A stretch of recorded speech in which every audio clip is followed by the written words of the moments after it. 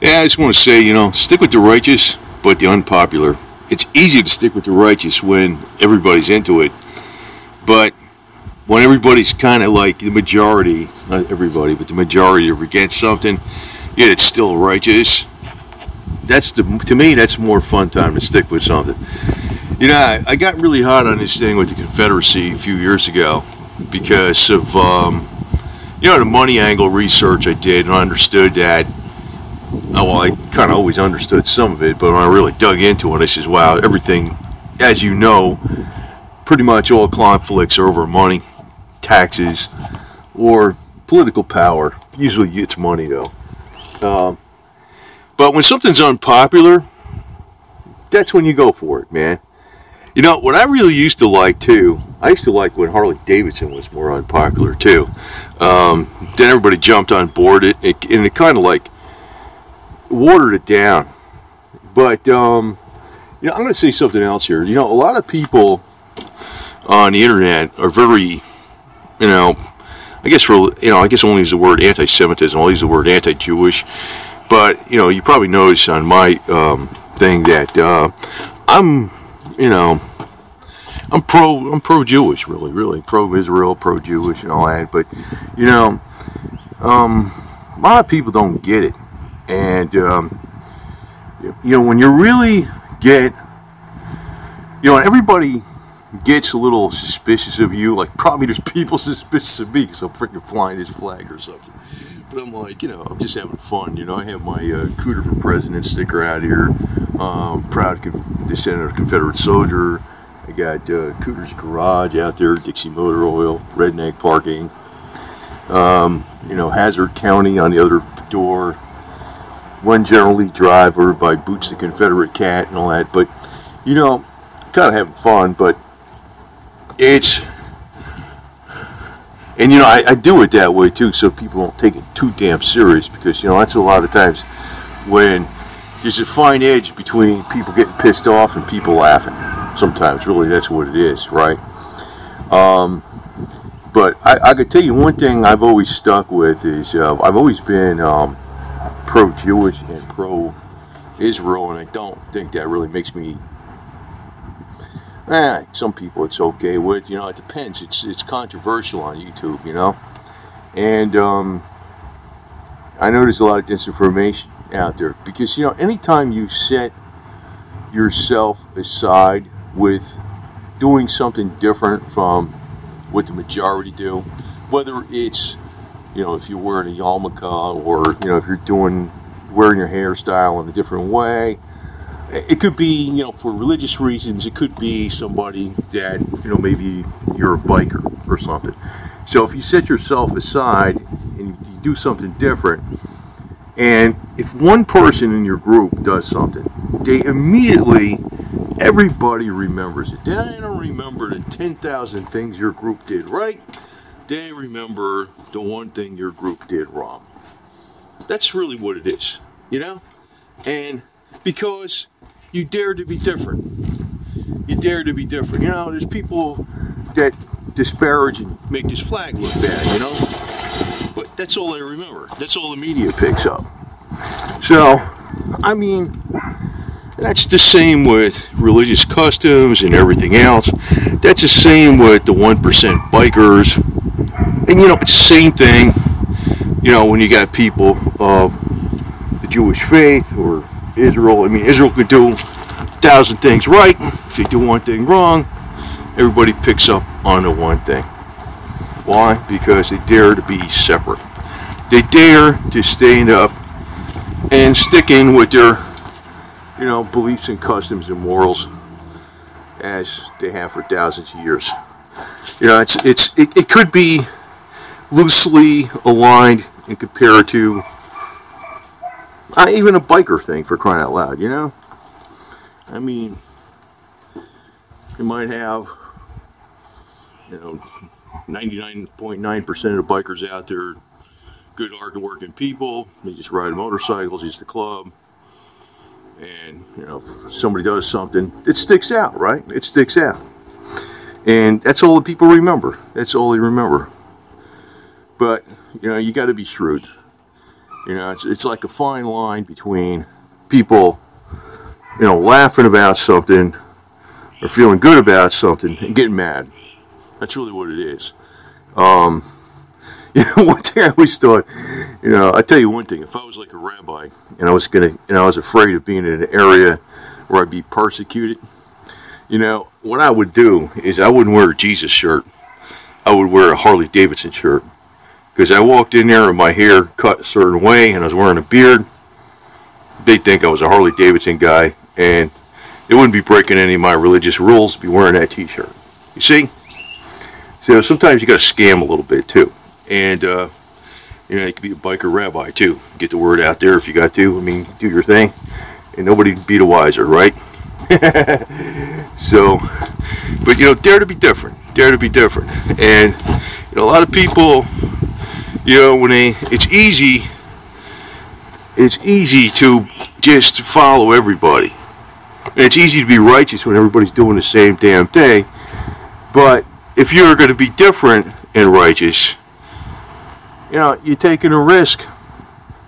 That's what happens, man.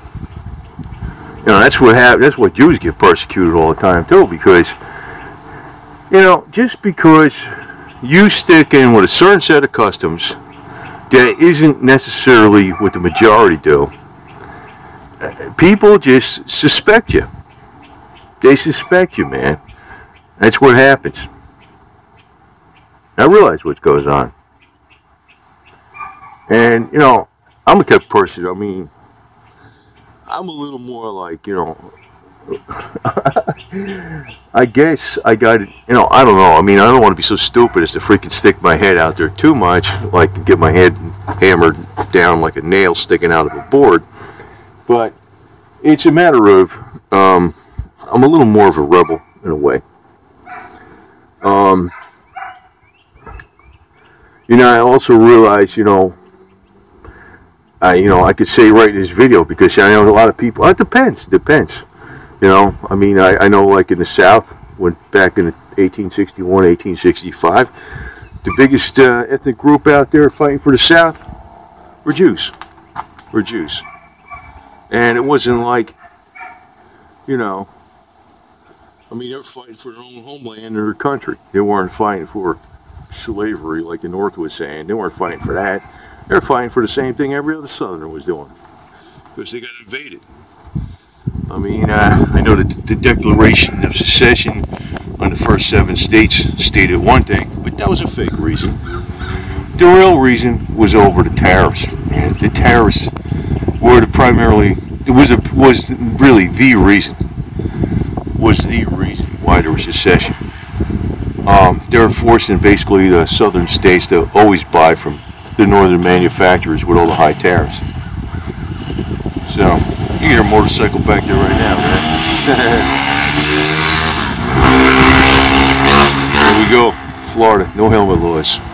And that's another reason we're getting a lot of outlaw biker gangs down here too, man. We got everybody down here. I don't want to mention any names, man, but we got everybody down here. But, you know, that's a good cover for a rabbi. You know, you could be an outlaw biker if you ever got in a problem where people might identify that you have a beard and if you're following religious customs. Just put on a Harley Davidson for shirt, and, you know, nobody be the wiser. That's one way to freaking scam them. And but as far as, you know, I think a lot of people, they misinterpret a lot of different things. They misinterpret the flag, you know, what the Confederacy stood for. You know, they misinterpret, you know, and people can get pissed. You know, I know I'm not trying to freaking preach to the choir here, because, you know, I know my audience is like a mixed bag as far as what I'm saying, what else I'm saying here. But, you know, when you're talking about like Zionism or something, you know, all that means is you support Israel, or you want to return to Israel and live there and support your nation. It's a Jewish nation, right?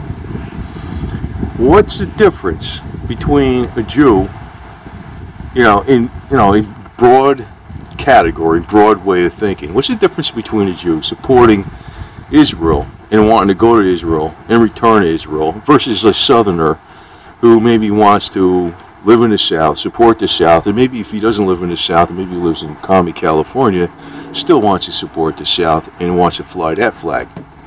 You imagine flying that flag out in California? They'd be like, you can't do it. For why? What's wrong with it? You know, they're making it into something like evil, and it's not. That's, you know, that kind of gets me, man. And it's like, we see right now, I'm looking at these guys with the South. They're like the underdog. They're the underdog. You know, one of these days it's going to come out where this is going to be like the GQ thing to do. Everybody's going to be flying these. Maybe. I don't know. Maybe. I don't know. It might happen. One of these days down south, it might happen. And everybody's going to be flying these flags all over the place.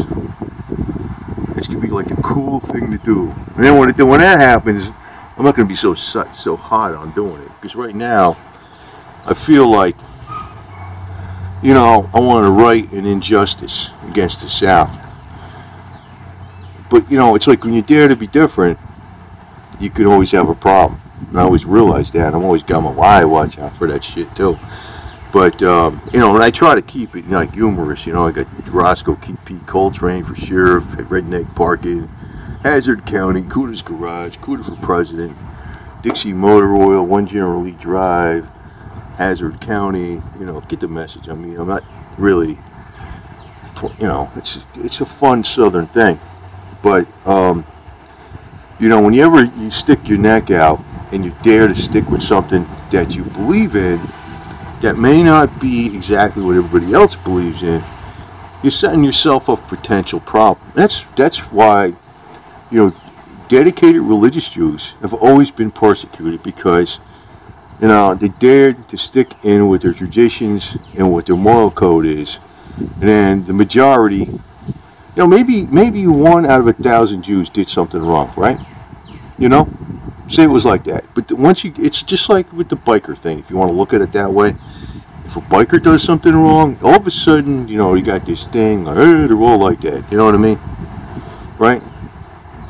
They only remember what you do wrong. They never remember the 10,000 things you do right. But that's kind of like with anything. But if you're not one in the group, and you're separating yourself out, you know, it's almost like you're the nail in the board that's sticking out. And the majorities want to take that hammer and want to hammer you down and make you conform. And people just don't want to conform. The Southerners that are true Southerners, they're unreconstructed. And, you know, I mean, I don't really put the Southerners, I mean, I could say the Southern cause was a very just and moral cause. You know, I know the North makes it sound like they fought for slavery. I'm like, they didn't fight for slavery. They had no motive. You know, you wouldn't get 10,000 people in line to charge up a hill and get slaughtered by the Yankees and follow your fire going up a hill trying to charge over the last wall, because some of the rich guys down in the South wanted to keep slaves. The Southerners didn't want. They weren't fighting for that.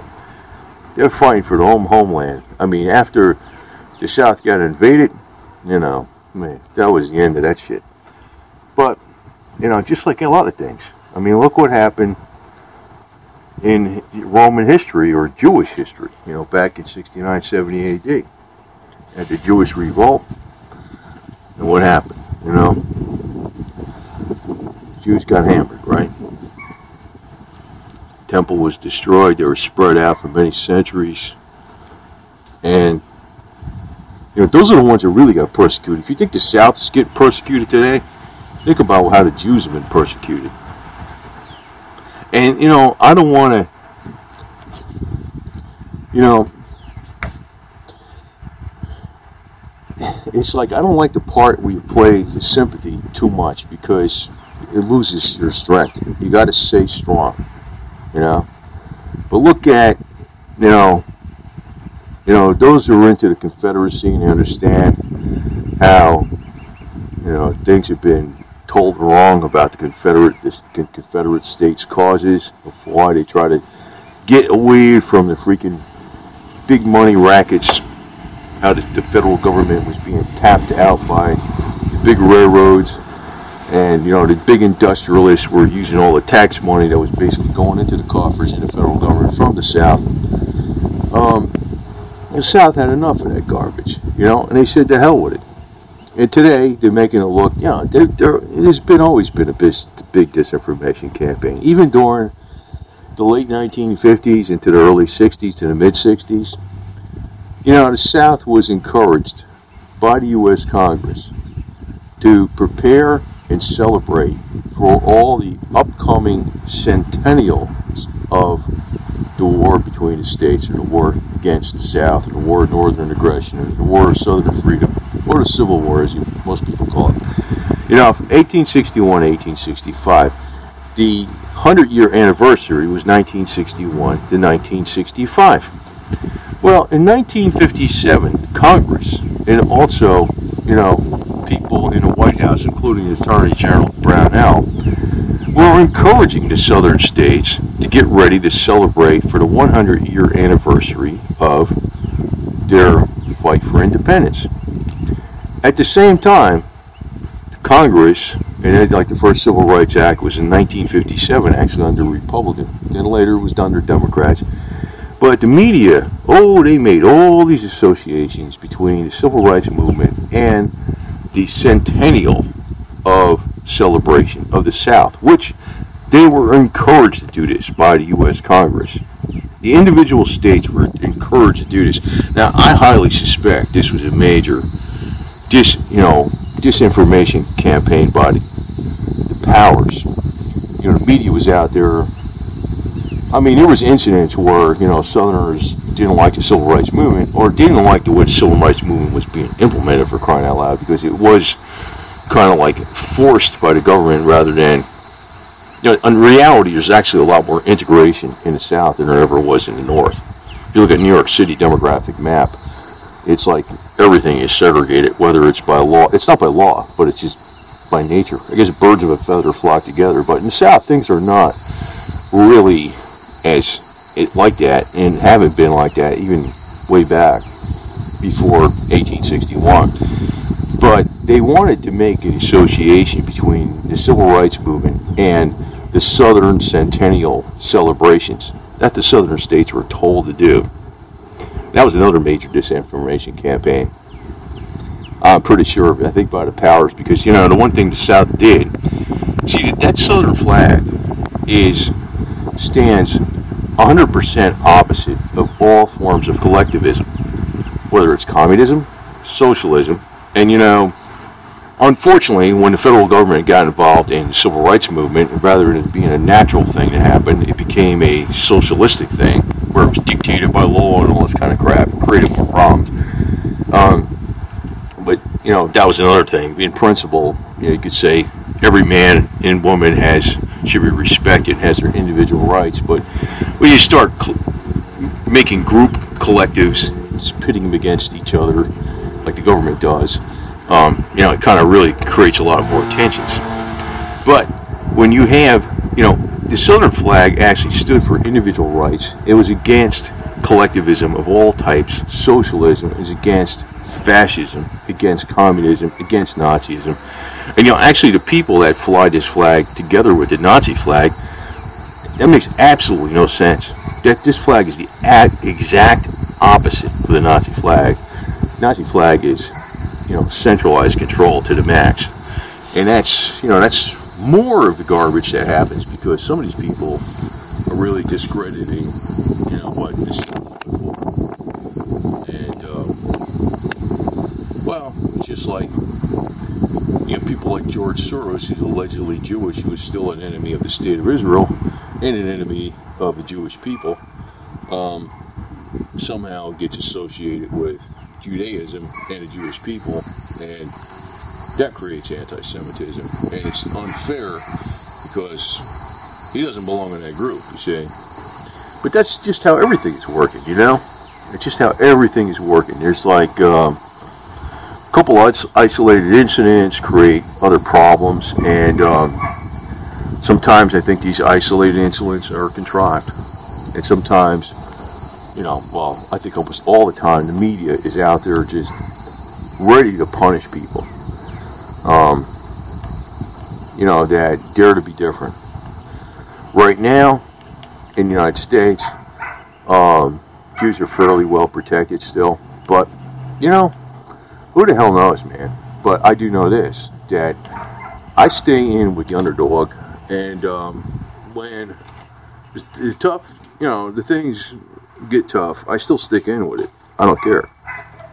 So, a lot of times I'll stay in what's unpopular. I don't really care, you know.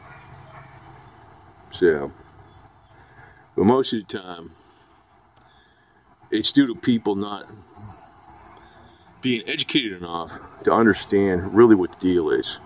They're in with these quick slogans, quick knee-jerk reactions, you know. And it's easy to make quick propaganda against a cause or a people because people don't want to think too hard and see what's below the surface, what's the reality of the situation. You know, people don't want to think that hard. And that's why a lot of injustices happen in the world. So, but anyway,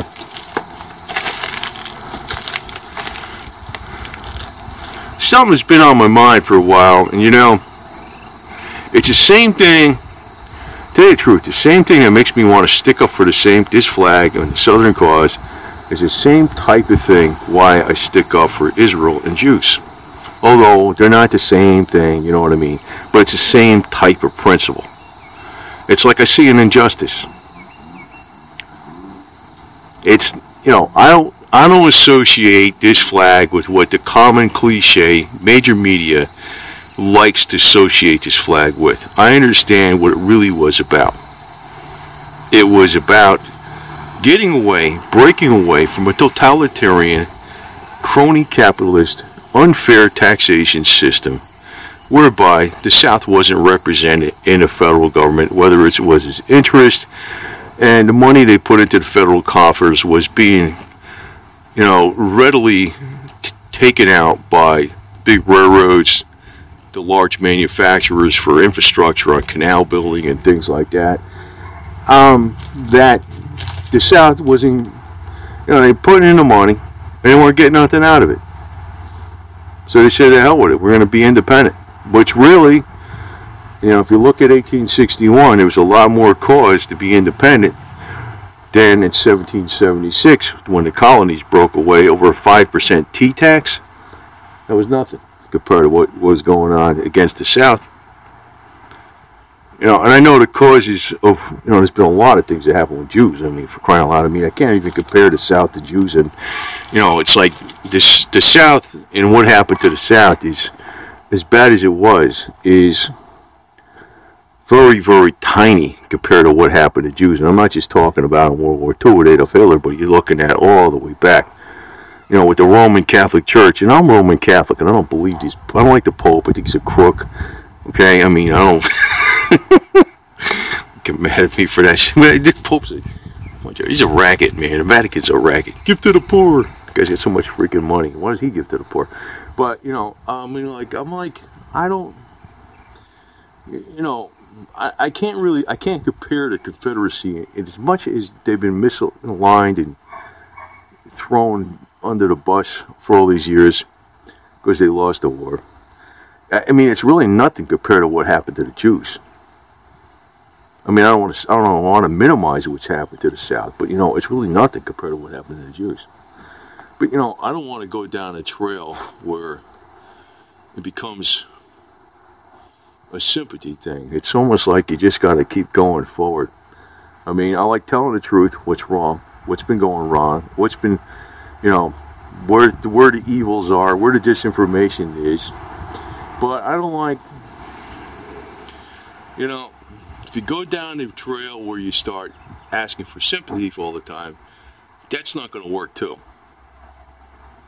Although you should ask for sympathy sometimes. Sometimes. Because, you know, some things are just freaking wrong, man. You notice I got my green lights out there. That's looking pretty nice out there. It's like those green lights. You know, it's getting dark and you can't tell because this camera freaking picks up the light pretty good.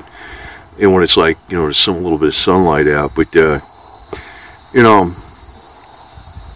I mean, people are, and, you know, unfortunately on YouTube, man, you get, it's like I can't say too much anymore. I'm like, God, I mean, I wish I could say a lot more. I mean, I don't even know what the hell they'll let you say in the future. And I mean, I'm not really, but, you know, I realize that you gotta stick up for the truth, man. You always got to stick up for the truth. You know? You don't stick up for the truth. What do you got? Right? You're just a hollow shell. You know, I am pretty damn pro-Israel. I mean, I don't really, you know, I'm not Jewish. I mean, I kind of consider myself an associate in a way. You know, I mean, probably my beliefs, I'm probably more Jewish than anything in a lot of ways. I mean, you know, one core belief I have is that, you know, I don't think there's some kind of umbrella that, you know, you're saved and that's it, you're done. My core belief is that you got to keep doing the right thing all the time, and I think works do count a lot. I mean, especially if you're doing it from your heart. That you can't just sit back and say, I'm saved and that's it, and I'm done. That's where I kind of like vehemently disagree with a lot of Christian stuff. You know, Judaism, it's more like you got to keep doing. You got to keep doing the right thing.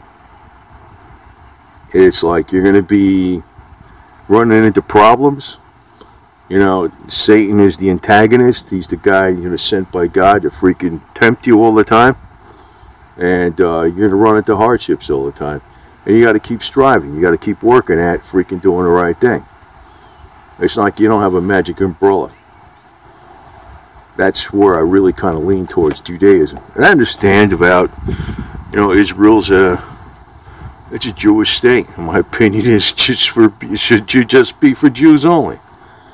You know, period. It's a Jewish state. What the heck are you talking about? It's been a Jewish state, right? So, I mean, that's how I look at it. You say that's not right, whatever.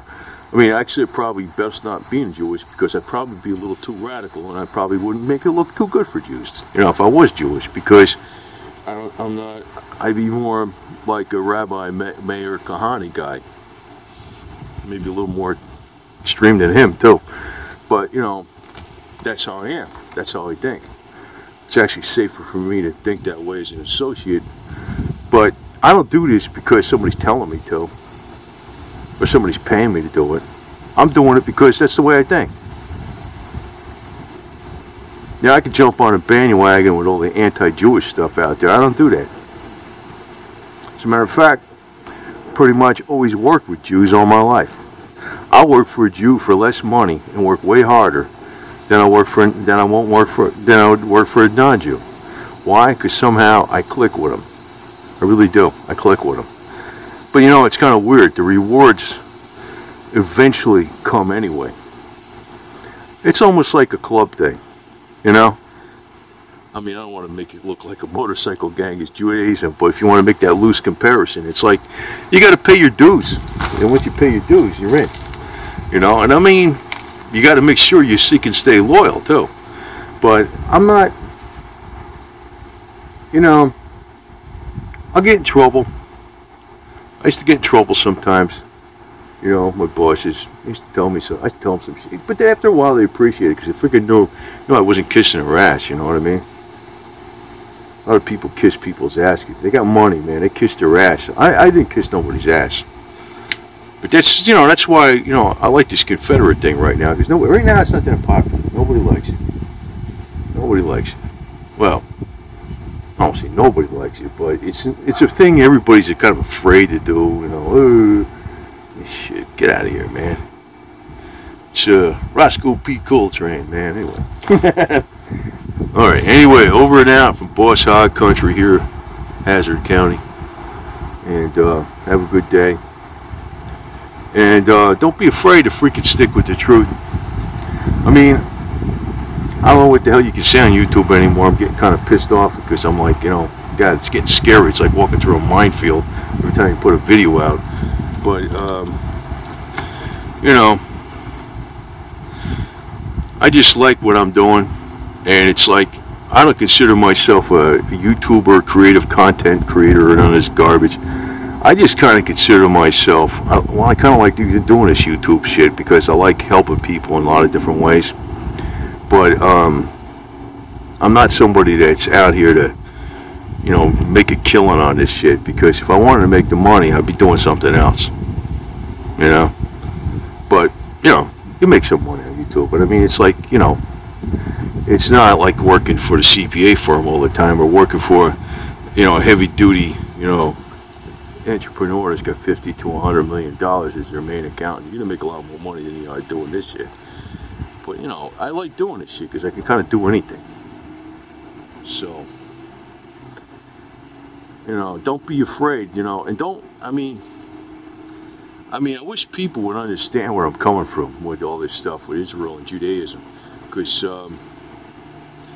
you know, I think a lot of people, man, they freaking picking things right out of their things that are not really accurate. You know, it's almost like, it reminds me of, you know, how they're doing evil against even the Confederacy, you know, or the Confederate cause. I mean, the Confederate cause is very young, you know. Jews are going back many thousands of years, and they've been having problems since day one, you know. Because you dare to freaking stick with something, you know, the majority eyes you with suspicion. I don't like being a conformist, you know. That's another thing too. Anyway, over there.